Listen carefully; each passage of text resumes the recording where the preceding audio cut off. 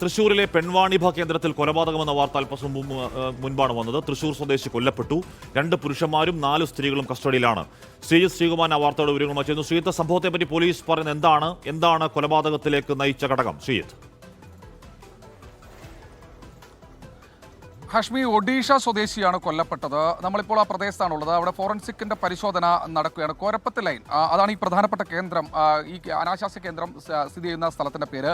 ഒരു പ്രധാനപ്പെട്ട റെസിഡൻഷ്യൽ ഏരിയയാണ്. ഫ്ളാറ്റുകളുണ്ട്, അപ്പാർട്ട്മെന്റുകളുണ്ട്. അങ്ങനെ ഒരു പ്രധാനപ്പെട്ട റെസിഡൻഷ്യൽ ഏരിയയാണ്. സ്വരാജ് റൗണ്ടിൽ നിന്ന് ഏതാണ്ട് 50 മീറ്റർ മാത്രം മാറിയുള്ള ഒരു പ്രദേശം. അവിടെയാണ് ഏതാണ്ട് 4 സ്ത്രീകളും 2 പുരുഷന്മാരും അവരാണ് ഈ ഒരു കേസിൽ പ്രതികളായിട്ടുള്ളത്. ഇവരെല്ലാവരും തന്നെ ഇതര സംസ്ഥാനക്കാരാണ്. ഒഡീഷ സ്വദേശിയായ ധൻപത് നായക്കും 3 കൂട്ടുകാരും 3 സുഹൃത്തുക്കളും ഇവിടേക്ക് എത്തുന്നു. അത് 18 രാത്രിയാണ് എന്നാണ് മനസ്സിലാക്കുന്നത്. 18 രാത്രി 10 മണിയോടുകൂടി ഇവിടേക്ക് എത്തുന്നു. ശേഷം ഇടപാടെല്ലാം കഴിഞ്ഞ് പണം നൽകുന്നതുമായി ബന്ധപ്പെട്ടുണ്ടായ തർക്കമാണ് കൊലപാതകത്തിലേക്ക് നയിച്ചത് എന്നാണ് തൃശൂർ ഈസ്റ്റ് പോലീസ് ഇപ്പോൾ അറിയിക്കുന്നത്. എന്തായാലും ഇപ്പോൾ തൃശൂർ ACP ശശിധരൻ ഇവിടേക്ക് എത്തുകയാണ്. അദ്ദേഹത്തിൻ്റെ നേതൃത്വത്തിൽ ഒരു പരിശോധന ഈ മേഖലയിൽ നടക്കുന്നുണ്ട്.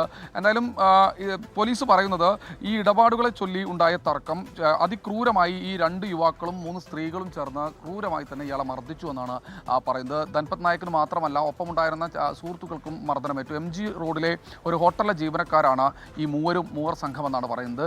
ശേഷം ഇവർ തന്നെയാണ്, അതായത് ഈ അനാശാസ്യ കേന്ദ്രത്തിൻ്റെ ഇടപാടുകാർ തന്നെയാണ് ഇവരെ MG റോഡിലെ മുറിയിലേക്ക് മാറ്റുന്നത്. പക്ഷേ ഗുരുതരമായി പരിക്കേറ്റ ഈ ധൻപത് നായക്കിനെ പിന്നീട് തൃശ്ശൂരിലെ ആശുപത്രിയിലേക്കും ശേഷം മുളകുന്തുകാവിലെ മെഡിക്കൽ കോളേജിലേക്കും മാറ്റുകയായിരുന്നു. അതിഗുരുതരമായി തലക്കാണ് പരിക്കേറ്റിരിക്കുന്നത്. അദ്ദേഹം വെന്റിലേറ്ററിലായിരുന്നു. ശേഷം ഇന്ന് പുലർച്ചയോടുകൂടി മരണം സംഭവിക്കുകയായിരുന്നു. എന്തായാലും പോലീസിനെ സംബന്ധിച്ചിടത്തോളം ഈ സംഭവം നടന്ന് ഈ ഇദ്ദേഹത്തിൻ്റെ ആ ഒരു ഇൻറ്റിമേഷൻ അവിടേക്ക് വന്ന ഉടൻ തന്നെ, മെഡിക്കൽ കോളേജിൽ നിന്ന് നേരിട്ട് ഈസ്റ്റ് പോലീസിലേക്ക് ഇൻറ്റിമേഷൻ വന്ന ഉടൻ തന്നെ ഈ സംഘത്തെ പൂർണ്ണമായി 6 പേരെയും കസ്റ്റഡിയിലെടുക്കാൻ കഴിഞ്ഞിട്ടുണ്ട്. ഇതിൽ എല്ലാവരും തന്നെ പ്രതികളാണ് എന്നാണ് പറയുന്നത്. ഏതാണ്ട് 7 മാസം മുൻപാണ് ഇത്തരത്തിൽ ഈ ഒരു കേന്ദ്രം ഇവർ വാടകയ്ക്കെടുത്തത്. ചില യുവാക്കളാണ് ശരിയാണെങ്കിൽ അത് നഗരകേന്ദ്രത്തിൽ തന്നെയാണല്ലേ? സ്വരാജ് റൗണ്ടിനൊക്കെ അടുത്തായിട്ട് വരുന്ന സ്ഥലമാണ്. അപ്പോൾ അവിടെ 7 മാസങ്ങളായി ഇത്തരം ഒരു കേന്ദ്രം അവിടെ പ്രവർത്തിക്കുകയായിരുന്നു. ജനവാസ മേഖലയൊക്കെയാണ് അല്ലേ?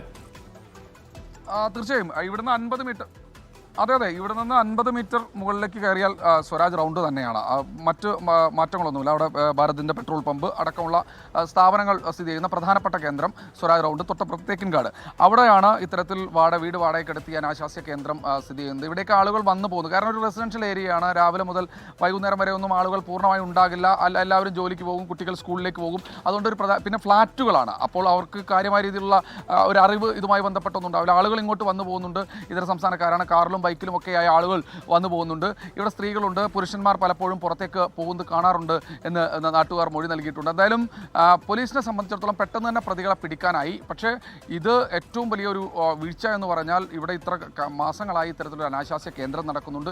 ആർക്കും പരാതികളൊന്നുമില്ല. ഇപ്പോൾ പരാതികൾ എന്തെങ്കിലും തരത്തിലുണ്ടെങ്കിൽ മാത്രമേ അന്വേഷിക്കേണ്ടതുള്ളൂ എന്നാണ് പോലീസിനെ സംബന്ധിച്ചിടത്തോളം അവരുടെ ഒരു വിസ്തീർണമുള്ളത്. എന്തായാലും പ്രതികളെല്ലാവരും തന്നെ വലയിലായിട്ടുണ്ട്. അവരെ മറ്റു നടപടിക്രമങ്ങൾ, ഫോറൻസിക് പരിശോധന അടക്കം പൂർത്തീകരിച്ചുകൊണ്ടിരിക്കുകയാണ്. തെളിവെടുപ്പ് അടക്കമുള്ള കാര്യങ്ങൾ ഉണ്ടാകും. ധൻപത് നായക് എന്ന 27-കാരൻ ഒഡീഷ സ്വദേശിയാണ്. മൃതദേഹം ഇപ്പോൾ ഉള്ളത് തൃശൂർ മെഡിക്കൽ കോളേജ് ആശുപത്രി മോർച്ചറിയിലാണ്. ഹാഷ്മി, ഈ വീട് വാടകയ്ക്കെടുക്കുന്ന കൊലപ്പത്തിലെ ജനവാസ മേഖലയിൽ ഈ വീട് വാടകയ്ക്കെടുക്കുന്നത് ആരാണ്? അത് ഇത്തരം ആവശ്യങ്ങൾക്ക് വേണ്ടി വാടകയ്ക്കെടുത്തതാണോ? ദീർഘനാളായി തുടരുന്നതാണോ? അത് ഇതിനു മുമ്പും അത്തരം അക്രമ ശ്രമങ്ങളോട് ഉണ്ടായിട്ടുണ്ടോ? തുടങ്ങിയ വിശദമായ അന്വേഷണം പോലീസ് ഈ സംഭവത്തിന്റെ പശ്ചാത്തലത്തിൽ നടത്തുന്നുണ്ടോ ശ്രീജിത്ത്?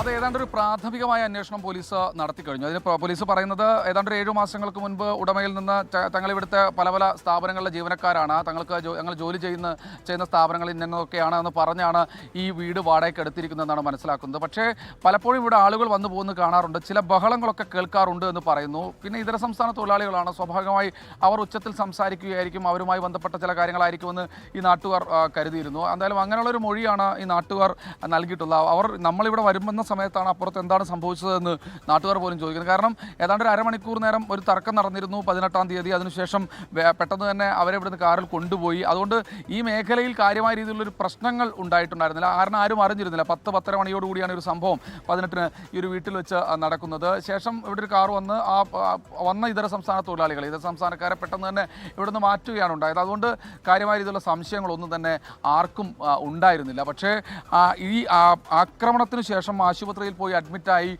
ശേഷം ഒരു ഇൻറ്റിമേഷൻ വരുമ്പോഴാണ് പോലീസ് ഇക്കാര്യത്തെക്കുറിച്ച് കൂടുതൽ അന്വേഷണം നടത്തുന്നത്. അപ്പോഴാണ് ഏതാണ്ട് 4ഓളം സ്ത്രീകൾ, അവരുടെ ദൃശ്യങ്ങളൊക്കെ നമുക്ക് ലഭിച്ചിട്ടുണ്ട്, 2 പുരുഷന്മാർ, അവരെ കേന്ദ്രീകരിച്ച് ഒരു അന്വേഷണം, അവരാണ് ഇവിടെ ഉള്ളതെന്ന് മനസ്സിലാക്കുന്നത്. അവരെ കൂടുതൽ ചോദ്യം ചെയ്തപ്പോഴാണ് ഇത്തരത്തിലൊരു അനാശാസ്യ കേന്ദ്രമാണ് ഒരു 6-7 മാസമായി ഈ മേഖലയിൽ നടക്കുന്നതെന്ന് മനസ്സിലാക്കുന്നു. എന്തായാലും നാട്ടുകാരെ സംബന്ധിച്ചിടത്തോളം അവർക്ക് വലിയ ധാരണയൊന്നുമില്ല. കാരണം പ്രധാനപ്പെട്ട ആളുകൾ സ്ഥിരം വന്നു പോകുന്ന ഒരു മേഖലയാണ്. സ്ഥിര താമസക്കാർ ഉണ്ട് എന്ന് പറയുമ്പോൾ പോലും അവർ ഇങ്ങനെ വന്ന് പോയിക്കൊണ്ടിരിക്കുന്ന ഒരു സ്ഥലമാണ്. അതുകൊണ്ട് എന്തായാലും പ്രതികളെല്ലാവരും തന്നെ കസ്റ്റഡിയിലായിട്ടുണ്ട്. കൂടുതൽ ചോദ്യം ചെയ്യലുകൾ നടന്നുകൊണ്ടിരിക്കുകയാണ്. എത്ര മാസമായി, ഇനി ഇവിടെ മാത്രമാണോ മറ്റെവിടെയെങ്കിലും ഇത്തരത്തിലുള്ള കേന്ദ്രങ്ങളിൽ ഇവർ നടത്തുന്നുണ്ടോ, അങ്ങനെയുള്ള പരിശോധനകളൊക്കെയാണ് നടത്തുന്നത്. എല്ലാവരും ഒഡീഷ സ്വദേശികൾ തന്നെയാണ്. ഒഡീഷ സ്വദേശികളെ കേന്ദ്രീകരിച്ചുള്ള ഒരു അനാശാസ്യ കേന്ദ്രമായിരുന്നു എന്നൊക്കെയുള്ള ഒരു വിവരമാണ്, പ്രാഥമികമായ വിവരമാണ് ഇപ്പോൾ പുറത്തു വരുന്നത്. ഹാഷ്മി,